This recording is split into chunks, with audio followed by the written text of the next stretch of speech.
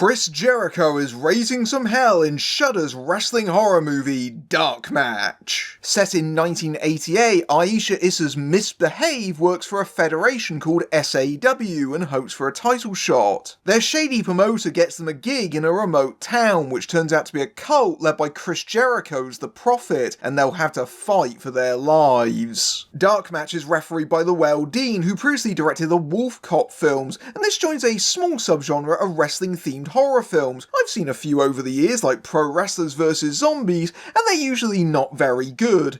This is no exception. You can tell Dean is a bit of a wrestling fan because there are a few nods from a pair of tag teams who resemble Right to Censor in the Legion of Doom to Misbehave's boyfriend Jolene, played by Steve Ogg, being reminiscent of Jesse Ventura. There's a few interesting ideas here, like the fact the protagonists are actually the heels and vice versa, or that the sacrifices are gimmick matches themed around elements, which, if you really stretch, you could interpret as a commentary on the increasing sensationalism and bloodlust of wrestling as it moved into the 90s. But none of that really comes to anything because the script is woefully underwritten, to the point where a key revelation midway through is not only poorly implemented, it turns out to be largely pointless. It really should have leaned into the camp and sensationalism of wrestling, but everything is just kind of middle of the road. The matches aren't exciting or well choreographed, the kills are practical and bloody but not memorable, and Dean mostly evokes the 80s by throwing lots of neon colours everywhere. They should have had way more fun with this premise and go full Mortal Kombat with it, especially when you got Chris Jericho telling people to finish him.